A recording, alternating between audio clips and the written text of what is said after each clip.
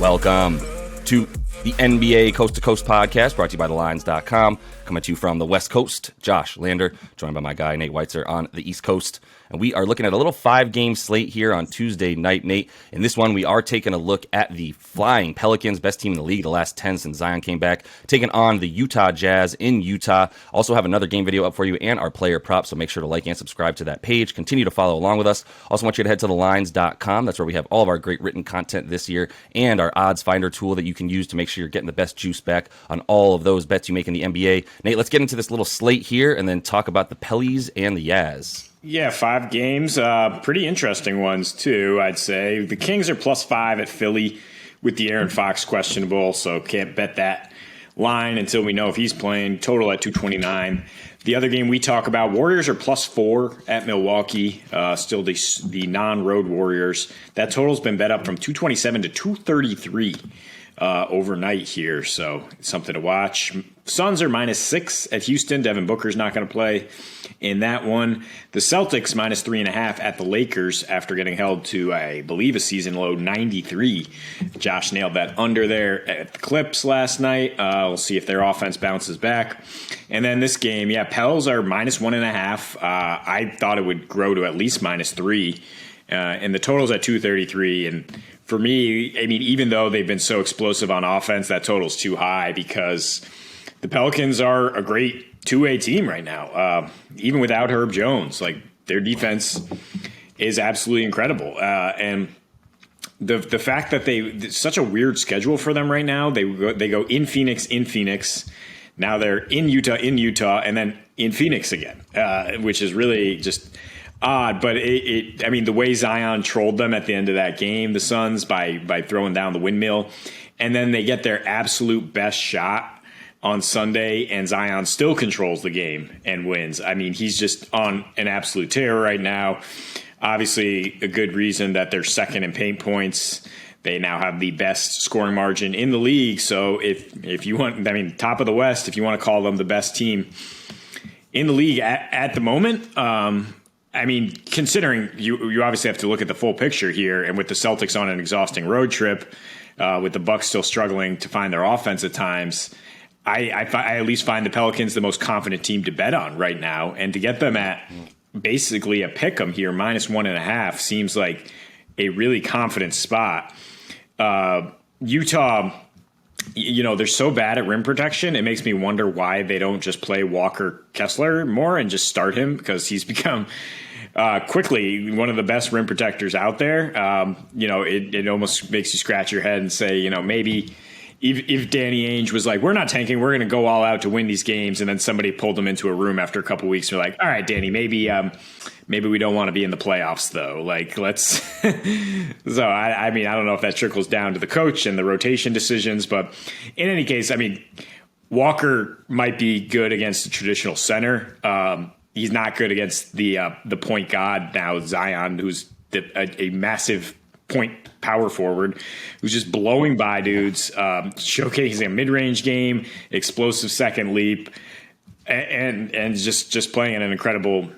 They play at an incredible pace when he's out there. Interestingly, they're a little bit better on defense, and in the last 10 since he came back, the best defensive rating in the NBA. I credit that more to guys like Trey Murphy, Larry Nance, the unsung heroes, of course, Alvarado, who's going to be hounding Jordan Clarkson, you'd think, tonight. And just after, limiting Chris Paul and the Suns, still winning a shootout there, but when Clarkson's the most dangerous guy you're looking at on this Utah team, I mean, the Pels have a lot of bodies to throw at him.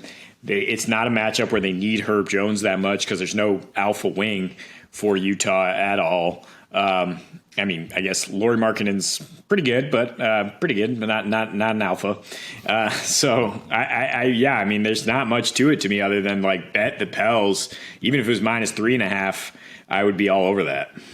Yeah, for sure. I feel good about the Pels. I'm a little bit, I'm staying away from the total, to be honest with you, although I would lean under. But every time I say that, I look at Utah scoring 120 points a game at home, and I get a little bit scared of that. I mean, even Utah has been bad in their last 11, like you were saying, maybe they realized that that they had a pretty decent squad. Maybe they didn't even realize it, as we were all picking Jazz unders preseason for their win totals. It's maybe Danny Ainge plays some. I'm just kidding, but like what I'm saying is they probably underestimated how good their team was going to be, just as much as that we did, or almost as much as we did. When you have a team full of veterans and guys that have been around and can play their position well, Kelly Olynyk, Jordan Clarkson, Lauri Markkanen, Colin Sexton, Malik Beasley, even Mike Conley, they all scream, right, just the ability to just get their jobs done. Walker Kessler is the only one that's sort of surprised us in that way, and he's still only getting the 18 minutes a game. So I don't know how much that has to do with him being, the rook and him being ready, according to them, something we don't know, versus the really stellar performances we're seeing. But the thing that scares me about the under especially is just even in those 11 games, they've lost 8 of their last 11, 3 of their last 4, and even in those 11 games, they still have the third best offensive rating. They just have the third worst defensive rating, which wasn't as bad in their first roughly 15 games of the season. And now, over the last 11 or so, it's been just absolutely awful. 25th in points off of turnovers and fast break points in terms of allowing all of those things.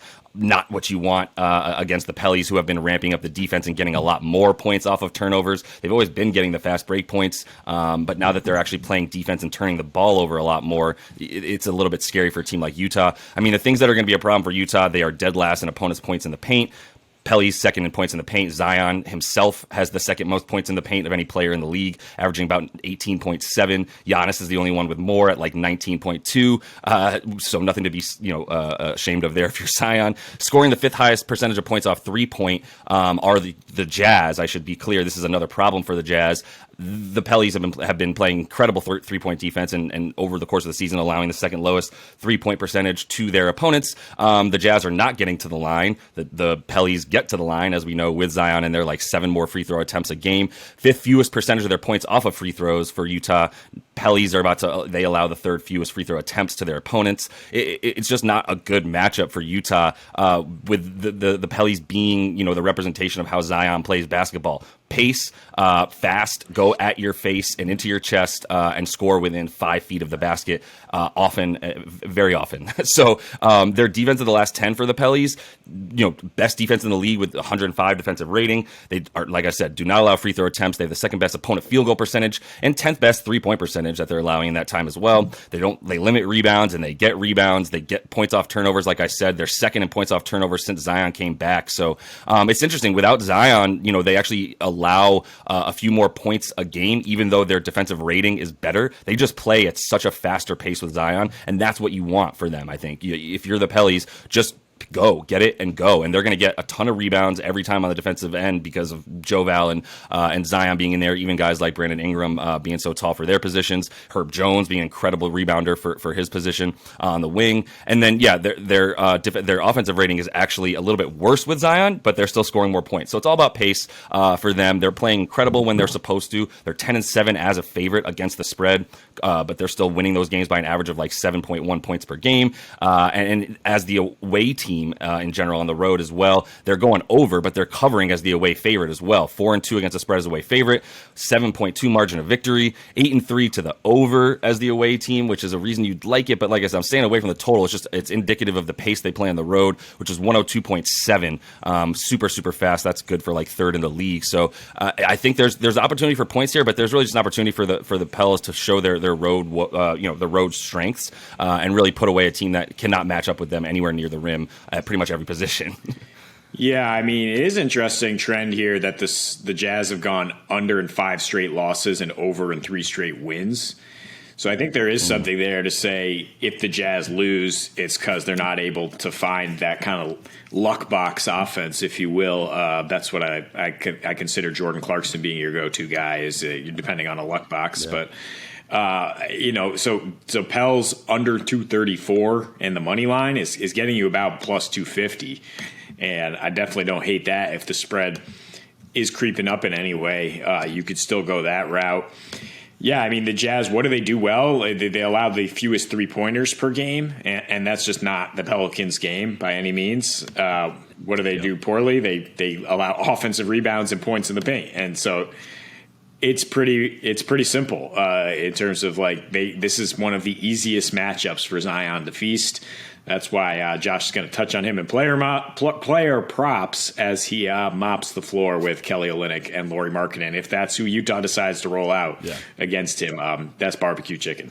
Barbecue chicken. I don't know what they're going to do. And yeah, I was looking at player props after researching this video, this game, and going, all right, well, all the reasons that the Pels are going to beat the Jazz are because of the way Zion plays basketball. So probably should look at Zion, who's been on a tear in the 10 games he's been back. Pelly's been the best team in the league since he's been back, and I don't think it's irrational to say what we were saying 4 games into the season where we went, wait, are the Pellies a top 3 team in the West? Oh, yeah, they for sure are when Zion's playing for them. With Brandon Ingram, for sure. Without Brandon Ingram, they still seem to be, like I said, 9-1 in the league, still playing some pretty decent comp that they're handling, including the Suns twice in a row. So it seems pretty for real here and something that we can rely on. Like I said, when they are favorites, they're covering and they're winning by more than this spread is. So I feel pretty good about them handling tonight. And this game, right now, Warriors are +4 at Milwaukee. It's kind of stabilized there, but the total has kept climbing. At 227 where it opened, I was interested in the over, and 6-7 points higher, I am now trending towards the under. I'll get into that in a second, but I think the first thing you have to do is not just take the cheese and assume, the Warriors are an awful team on the road, right? They're 2-11. They have all these terrible metrics, and therefore they're going to lose badly at Milwaukee. I really caution against that because we just saw what they did against Boston, and that being granted at home, but that being a championship potential matchup, that being a real bellwether for how you're doing early in the season. And the Warriors brought it on both ends of the floor, really brought it defensively, which they have at home all season, but they can defend this Bucks team as well, especially with Drew Holiday questionable. Middleton left their last loss and they scored 92 on the Rockets with an ankle, and he's probable, but I don't know how effective he'll be. And look, the few times Giannis has faced the Warriors, Draymond has not been active. They actually missed each other, and so they haven't faced each other since January 2020, back when the Warriors sucked. I think Steph was not playing at all, so it was like Draymond going through the motions. So I don't know if I trust Giannis to have one of those 35-point outbursts. I mean, maybe he does, but it's all about efficiency in terms of whether that gets you over a really high total, 234 for a Bucks team. Scoring more at home, yes, but still averaging out to about 112 a game.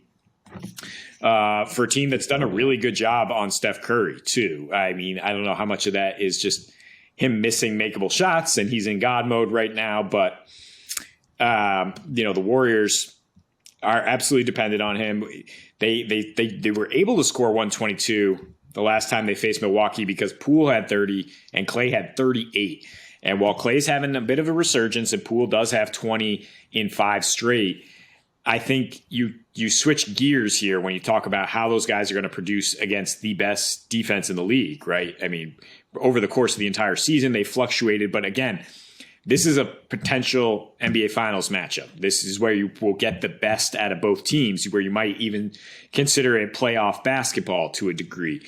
And the Bucks are really good in terms of fourth quarter defense, 5th in points allowed, second to last in fourth quarter scoring. So they're used to that grinded out Eastern Conference type playoff basketball. And the last thing in support of maybe a little less offense than we're expecting is the Warriors give up the 9th fewest paint points on the road. It's much better tthan where they are at home. They do give up the most free throw attempts, sure, which is a problem when you're facing Giannis. But he's going to shoot 60% at the line over course of a large sample size, maybe even worse if it fluctuates one way or the other. So, I mean, giving up free throws to Giannis, sure. But I would feel better about an under 234 if that's where this line settles or if that's where you can grab it right now. Yeah, I mean, I think there's still a corner to be turned for this Dubs team to a degree, but I mean, the fact that they were able to come out against the Celtics and go like, I don't know. That's also a matchup thing. They've set the blueprint for how to guard Jason Tatum, and that's been a little bit of a struggle for him over the course of the last 3 or 4 games. So I think that had a lot to do with it. The last time they played on the road, they got a lot of points. It was against the team that we talk about in our other game video, and the Jazz, who are just bad on defense right now and are scoring an ass ton of points at home. So that I don't know how indicative that is because of the fact that they're now playing Milwaukee, and Milwaukee is a team that we talk about. They're giving up a 3-point percentage that's like 35.5, not bad. I mean, pretty good, not great, but they're also limiting the amount of attempts that you have per game as best they can. And like we say, they're allowing the players that they want to shoot, right? And that would be obviously the Draymond Greens of the world. But there's going to be shooters on the floor for the Dubs tonight, and so the Jordan Poole sort of somewhat resurgence a bit does make you a little bit worried, as he's definitely sort of an X factor when it comes to the amount of points that this team scores. You know what you're getting from Steph, especially on the road. You started to understand what you're getting from Clay. He's had some averaging out to some nice stats because he's had some really big games and then some duds that sort of average out into a decent start this season. But the only thing that worries me about points and going under is if the Dubs decide to have the same level of pace and offense that they played with against the Jazz in Utah. If they do, then it's really just about the transition defense for Milwaukee, which is still really good, as we know. I mean, they're just good everywhere that they are. So I'm definitely not taking an over in this one as much as people might want to, especially with how fishy I feel like we all feel like that is right now. But the reason also to feel better about the under and not just avoid any kind of over in this situation is because of the fact that the Dubs have increased that defense, like we were just talking about, to a degree that you can feel good about. They've got the 8th best defensive rating in the last 10 games, and on the road in the last 5. I mean, they're better than they were. They were like 29th, and they're down to like 21st in terms of defensive rating on the road, still giving up points. And the way that they win on the road is by scoring more points. Though that's the only times that they have won, when they've beaten the teams that they've beaten, which are the Rockets and the Jazz on the road as of late, which is really the only teams. And then the Timberwolves, where they had that game, we thought maybe they're coming back. But all 3 teams I just said, Rockets, Timberwolves, Jazz, don't play defense. None of those teams play defense or know how to, apparently, and put much try into it. So I don't know what that means for tonight for the Dubs' ability to score, but I think if we're going to go with a little bit lower of a total on this game, then I'm feeling better about the Bucks to pull it off, because if you're going to play that level of slobber knocker, I don't believe that the Dubs can hang in the paint with them. As we know, the Bucks are scoring a ton of points in the paint, as led by Giannis, right? And so they're like 12th or so. And then in terms of allowing points in the paint, they're 3rd or 5th in the league. So like they're handling things down low in a way that's what you look at in a game where you don't expect as many, as wide open of a game, as much space or as many threes to be going in. Then you look at where else are they going to score from. And the Dubs not getting to the line enough, giving up too many free throw attempts. So I think there's a case to be made for an under and the Bucks essentially. Yeah, I mean, they have gone under in 4 of their last 6 meetings, and one of the overs can be thrown out as Christmas of 2020, with nobody in the stands and the Warriors again sucked. So, I mean, and they had 99 points in that game. And so this is not really about how these teams play home road for me. It's about how they play when they play each other. And the pace really slowed down. It was 95.4 pace the last time the Warriors were able to beat the Bucks, excuse me. And again, because Clay and Jordan Poole had ridiculous efficiency, the Bucks have good defenders off the bench to deal with Poole. I don't think he'll be going off like that again. And then the previous matchup in Milwaukee, the Warriors decided to ramp it up, 105 pace, and they lost by 19. Giannis had a triple-double and was plus 22. So, I mean, I look at this much closer in terms of their last 3 road games. At Utah, at Mini, were absolute ridiculous shootouts, and the Warriors are fine playing that type of game with them. Against Dallas, I think, is a much closer representation, but that was also played at a much faster pace, 104.5, because they want to tire out Luka, right? You want to get Dallas in transition. They're not they're not as good in an up and down game. You don't want to do that against the Bucks. So even though that game almost got to 230, Dallas was able to limit the Warriors from 3, but like you said, the Bucks do that very well as well, chase you off the line this year. And if the pace is slower, like I'm expecting it to be, because I do expect that kind of playoff atmosphere down the stretch, then I think, I feel pretty comfortable about it being in that same range or lower. And that's what I feel more comfortable about, because I don't know if you can just blow out the Warriors when they are really geared up to play on the road. And I also don't trust them to cover on the road, because they've just been awful this season for the most part, although slightly turning a corner. At least their last 2 losses were only by a total of 4 points. Yeah, which makes you feel better because they actually competed in those. It's interesting. I just said that I would prefer Milwaukee and the under, and you were like, yeah, but actually the last bunch of times they played, when they play slower, the Dubs do better, and when they play faster, the Bucks do better. So I don't know. Either way, I would still feel. What's that? But they all went under. But they all went under, and that's the key. So let's not worry about who's pulling out the win in this one, to your point, which is the point we've been making most of the time anyway, which is go under the 234 and feel a lot better about that. These games have not been reaching that total nearly as much, and you even mentioned that faster pace against the Mavs that they were running, which way faster than we expected, especially in Dallas, and still, that game only got to 229 compared to this 237 total. So I think we feel pretty good about going under as it's gotten inflated so much. So Nate, let's go ahead and jump into your first NBA play-up prop for tonight. Yeah, nothing to get you on track better than Joel Embiid when he's playing at MVP form, and when the Sixers are really making a concerted effort to get Harden and Embiid working together. I guess you hear from the media, and maybe they hear to a degree, like, there's way too much my turn, your turn. They're not involving each other, and sometimes Harden is deciding to try to get his offense instead of feeding maybe the most unstoppable player. And that led to a double overtime loss against Houston in Harden's return. And now, since then, 28 assists for James Harden, feeding Embiid at a ridiculous clip. Most of his 16 assists in Embiid's 53-point outburst going to the big man. And so in his last 4 now, Embiid averaging 41 points, 10.5 rebounds, 38% usage.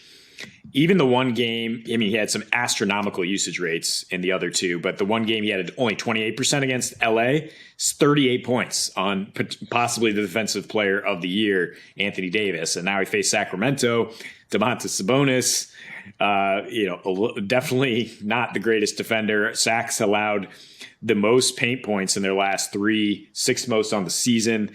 Just gave up 58 paint points and 27 free throws to the Knicks. And actually allowing 7 more paint points on the road versus at home. Also allowing a ton of rebounds on the road, the most in the last 3. And they're on a front end of a road back-to-back here. So I actually almost like 10.5 rebounds for Embiid more, which is plus money at FanDuel.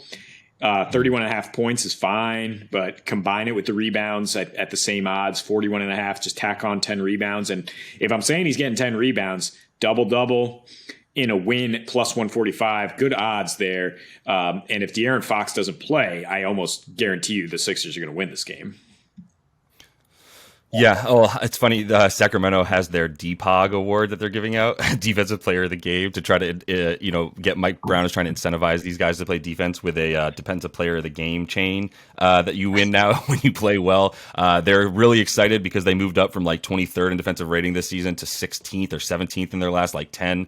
This is a franchise that hasn't been in the top 10 in defensive rating in I don't know how long. So kudos to them for playing better than they've played. Not the matchup for them though in this one, as you said. I prefer for juice, I prefer the double-double in the win over the rebound straight up, just because I think the points are something you always want to tack on with Joel. But I have no problem with the points and rebounds combined. I'm probably looking at points and the double-double in the win for him, feeling pretty good about those things, especially if D Fox doesn't play, where that might actually go down. If D Fox gets ruled out, you might get worse odds on that. So probably better to hit the double-double in the win if you want that juice pretty early.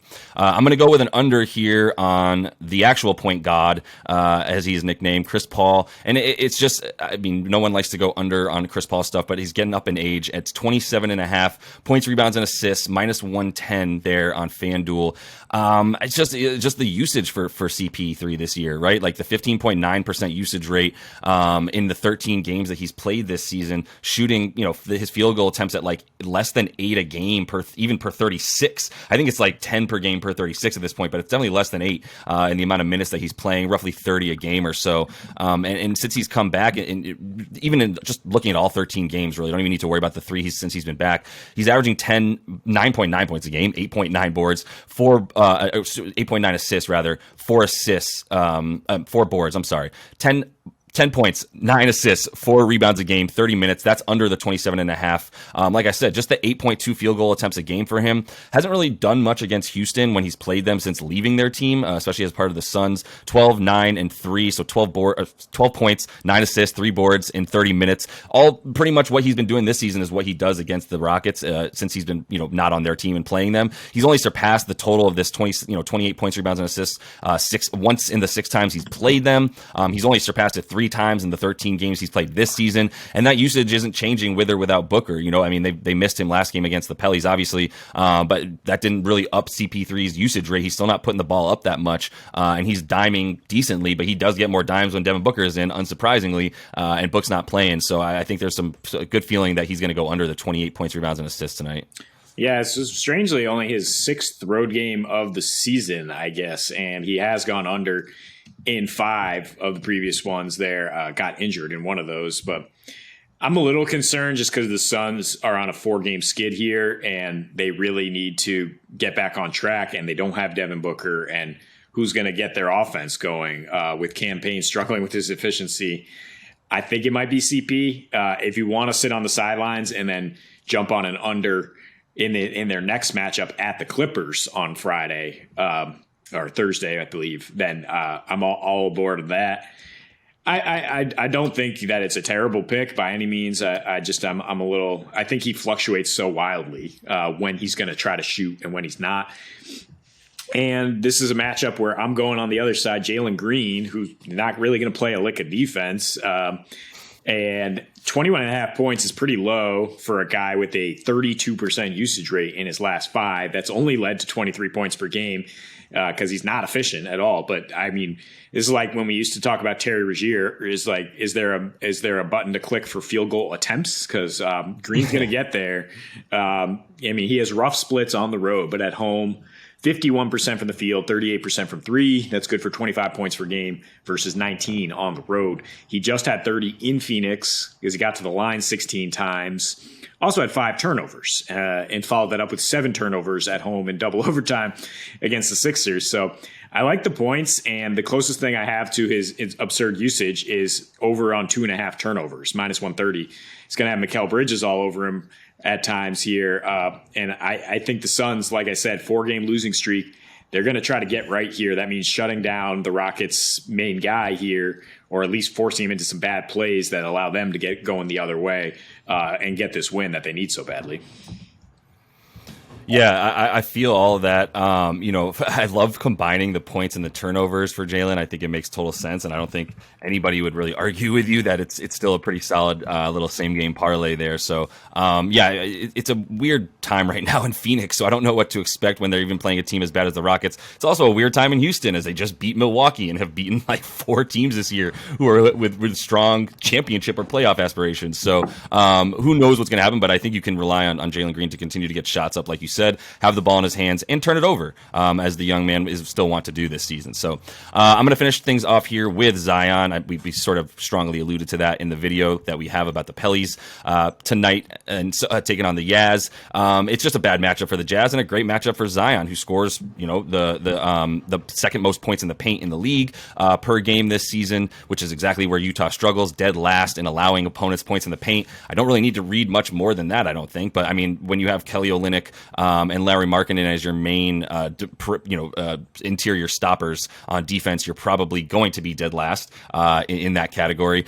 In the last 4 matchups versus the Jazz, which included the likes of one Rudy Gobert being in the game, he still averaged 28 points, 6 boards in that time frame. So I'm looking at the points and rebounds for Zion, which combined, I believe, 34.5 tonight. Still not scared of that, as he's able to put up the required amount of rebounds, especially since he's been back in these last 10, which I've really liked what I've seen from him in that time. 27 points, 8 boards in that time frame. Also has about 4.5 assists, something he does a lot when CJ and Brandon Ingram are both out, but I believe CJ McCollum will be back tonight for them and playing. So, I'm not really feeling quite as confident about the assists. He would need about 5 more to get over the total of 35.5. Well, 4 more to get over the 35.5 points and rebounds. If you add the assists, I'm just keeping the rebounds there, as I think he's going to have a chance for a ton of second chance points and just dominating that paint down low as the Jazz are just, turnstiles down there. Yeah, I mean, that's key. The Jazz also giving up the second most offensive rebounds per game, and that will help him get a double-double, which surprisingly doesn't hit that often with Zion. That's why you're getting actually plus 245 at DraftKings for him to just have a double-double, win or lose. But he's done that in 2 of his last 3 roadies here against the Spurs, another team that is terrible guarding the paint and has some slow bigs down there. So I think you see kind of a parallel there where I like the points and rebounds. I like him to get a double-double and probably get a win too. Yeah, for sure. Shout out Jakob Poeltl on the Spurs. Come back soon. We miss you playing out there. That is all the time we have for you in this one. Make sure to like and subscribe to that page. Continue to follow along. We are tweeting out the props right now as well, so hoping to get those units up for you guys. And until we see you next, happy betting.